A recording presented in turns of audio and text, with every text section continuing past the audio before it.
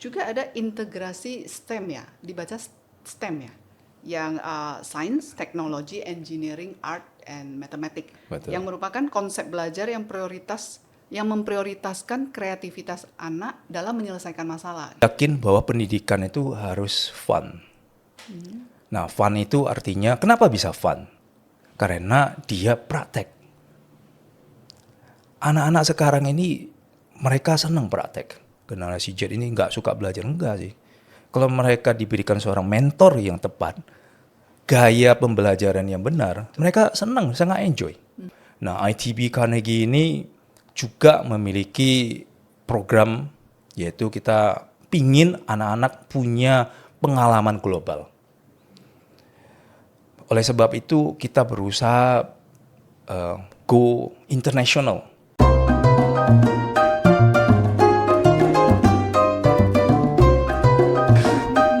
Oke, nah kemudian selain metodologi CEM ini juga ada integrasi STEM ya, dibaca STEM ya, yang Science, Technology, Engineering, Art, and Mathematics, Betul. yang merupakan konsep belajar yang memprioritaskan kreativitas anak dalam menyelesaikan masalah. Jadi Betul. bukan hanya pasif, theoretical, tapi praktek juga ya. Iya. Nah ini juga termasuk di dalam cara Carnegie untuk membina student.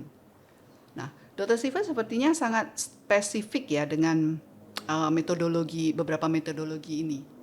Dan sepertinya Dr. Steven juga menggabungkan East and West ya. Betul. Bisa Dr. Steven agak ceritakan? Nah, Carnegie School ini sebetulnya adalah jembatan antara East sama West. Timur dan Barat. Betul. Ya. Kalau dari East-nya itu sebuah value dari tadi kita bilang Tichekui, ya, berbakti, menghormati, menjadi anak yang berguna, anak yang bertanggung jawab. Nah, konsep dari West ini ya harus kita pelajarin juga karena selama ini metode pembelajaran sebelumnya ya di Indonesia kebanyakan menghafal. Ya, betul. Banyakan teori. Nah, akibatnya ketika mereka masuk ke dunia kerja, mereka belum siap. Nah, konsep dari West-nya ini adalah mereka harus berpikiran kritis.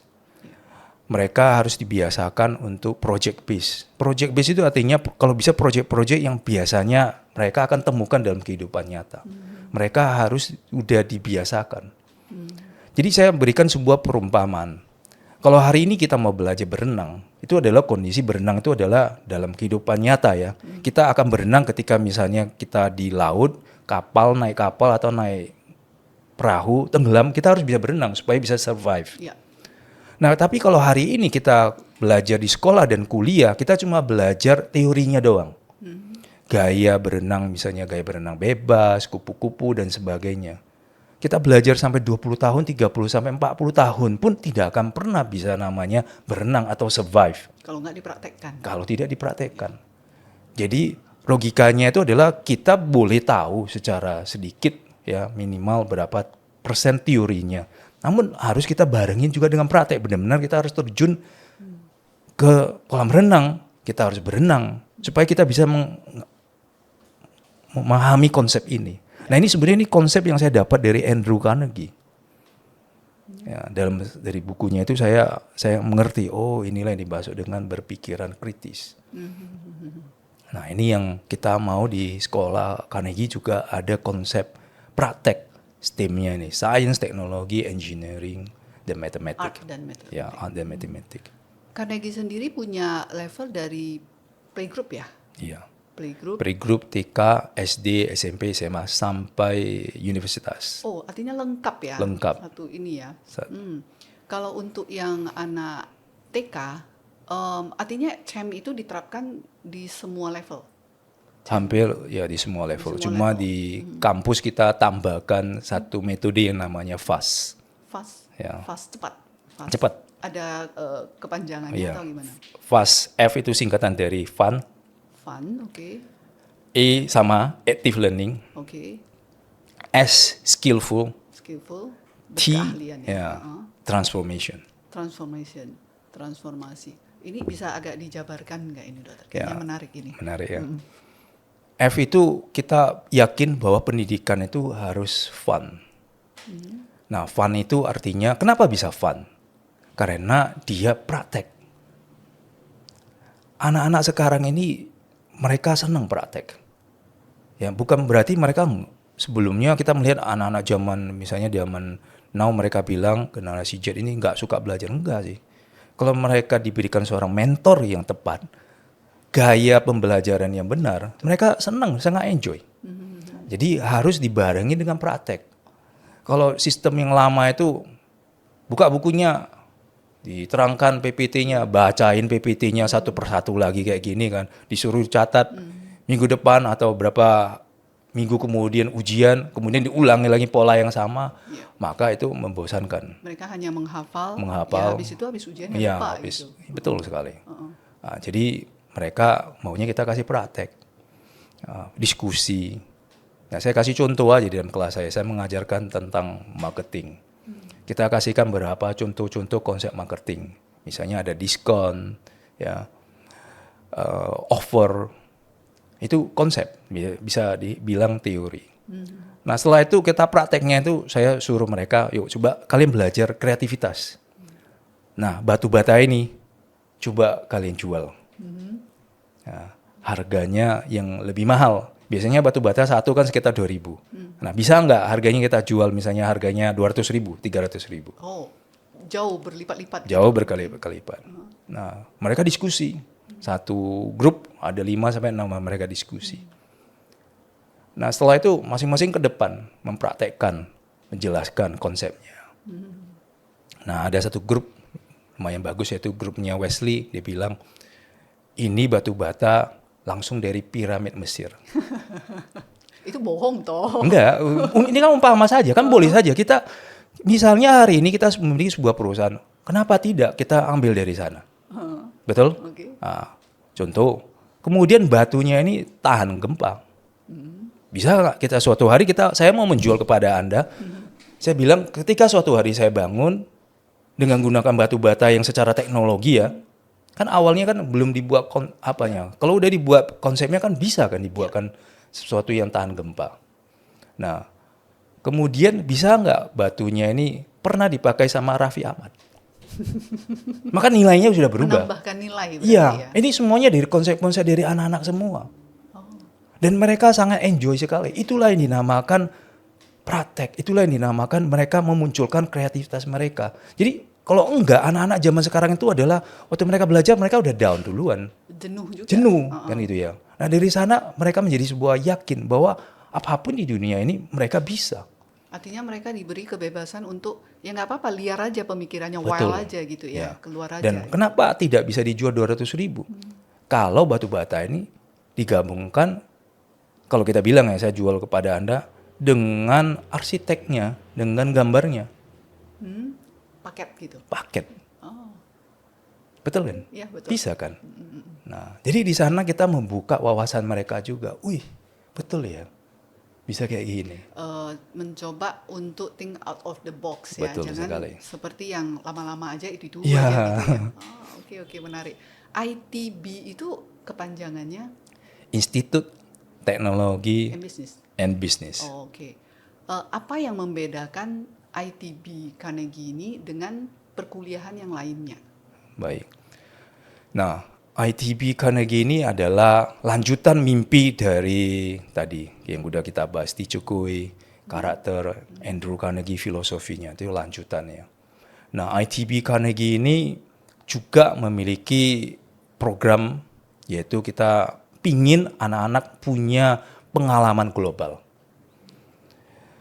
Oleh sebab itu kita berusaha go international. Nah, kita memiliki sebuah program yang namanya 3+2. 3 itu artinya selama 3 tahun anak-anak di ITB Carnegie Medan, kita siapkan pondasinya, kita siapkan mentalnya, bahasa Inggrisnya, ya, kita siapkan mindsetnya dan value-value yang tadi yang membumi ini, supaya mereka siap untuk tahun keempat, tahun kelima mereka bisa ke luar negeri, yaitu ke Taiwan ya di sini. Kita ada bekerja sama dengan Mingzi University of Technology di Taiwan. Nah, total mereka belajar di ITB Carnegie nanti adalah 5 tahun. 4 tahun 4 dan tahun kelima mereka akan ke Taiwan. benar-benar kuliah ke sana. Oh, itu sudah pasti gitu Udah ya? pasti kuliah ke sana. Oke. Nah, setelah mereka tamat 5 tahun ya, mereka kan dapat 2 gelar. Gelar S1 dari ITB Carnegie dan gelar S2 dari Mince University of Technology. S2? Betul. Oh, artinya langsung dalam 3+2 ini Ya. langsung mereka S2. S1 dulu, Kemudian lanjut S2. S2. Oh, Ya. oke. Nah, ini yang memberikan satu keunggulan bagi lulusan dari ITB Carnegie. Karena waktu mereka sudah lulus, teman-teman mereka itu masih ngantri cari kerja. Sedangkan anak-anak murid kita, mereka sudah memiliki kehidupan dan kesempatan belajar di lingkungan internasional. Bahasa internasional, pengalaman global dan internasional. Dan bahkan mereka memiliki kesempatan untuk bekerja di sana. Oh, Ya, dan uangnya kalau kita konversikan ke rupiah akan menjadi sesuatu yang mungkin untuk lulusan fresh graduate ya di lokal ini agak susah untuk mereka bisa capai ke level itu. Nah, itulah sebuah, saya namakan ini adalah golden ticket. tiket emas ya? Iya, tiket emas. Dan bidang studi atau jurusan yang ditawarkan di ITB Carnegie? Kita ada 3. Satu itu entrepreneurship, kedua itu teknologi informasi, ketiga itu sistem informasi. Oh, yang 2 itu berarti lebih arahnya ke komputer. Komputer. Ya, entrepreneurship itu lebih ke, kalau di umum dia berarti seperti ekonomi gitu ya? Beda. Beda. Nah, ekonomi ini bersifat mungkin secara theoretical ya. Nah, mereka belajar ilmu ekonomi dan saya dulu di Amerika saya pernah belajar ilmu ekonomi.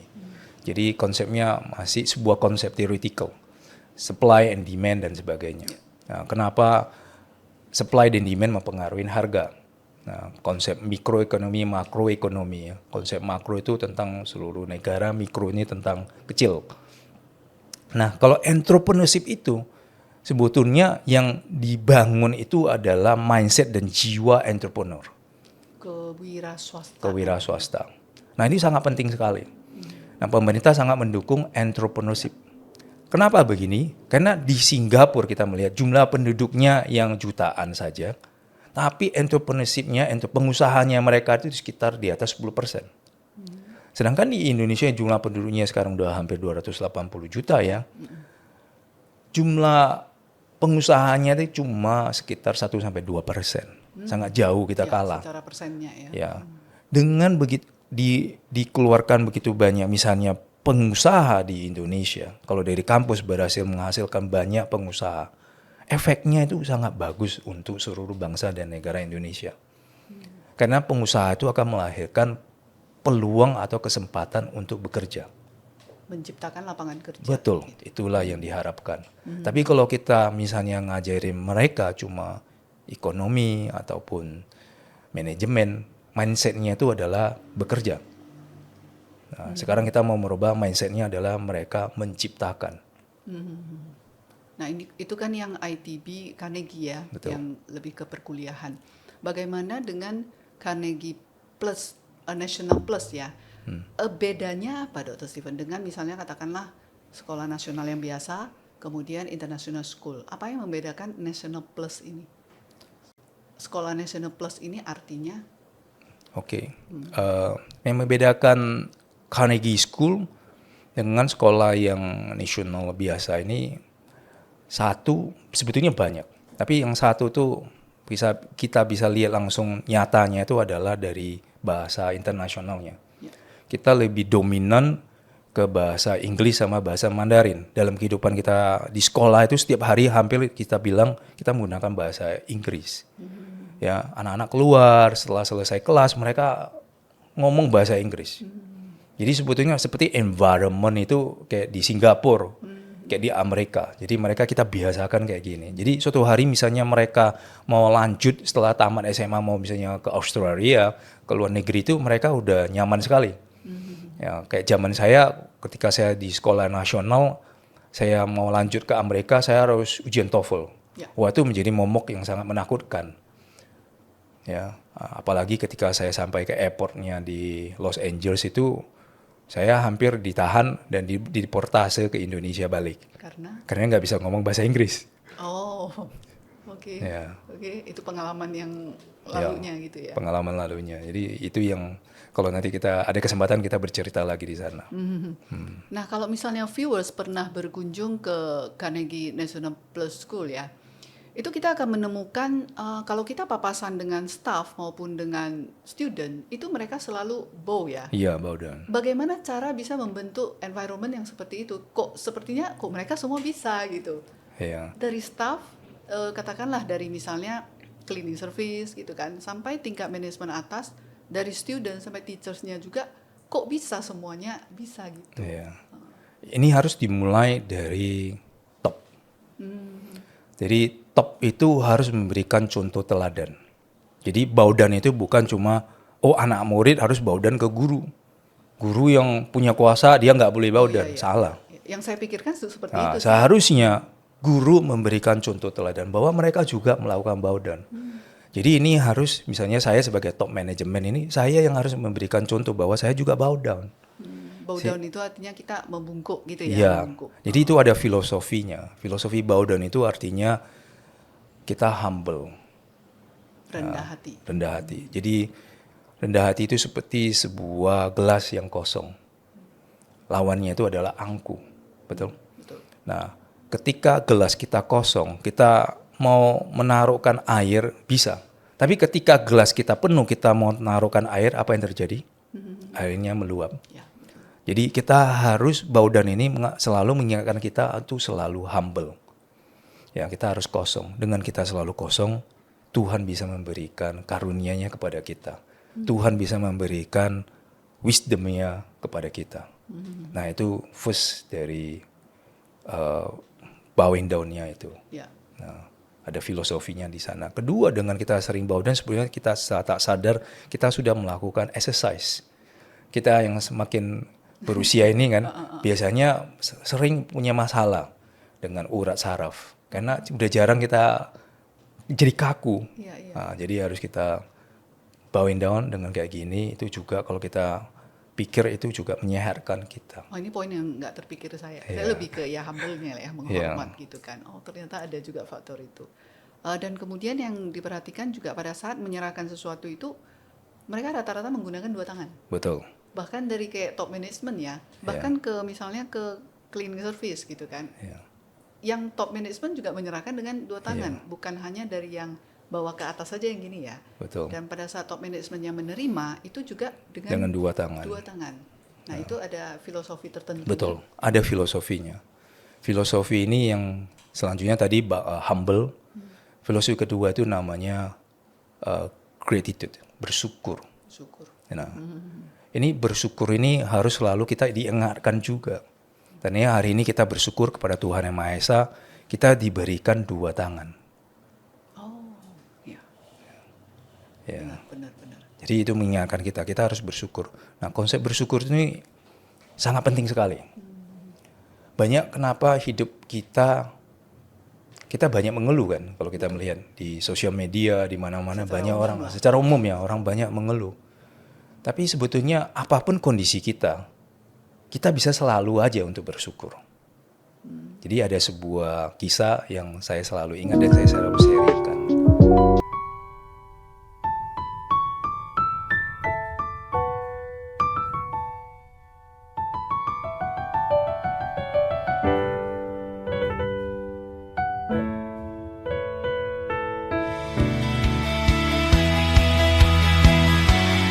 Simply, let's talk.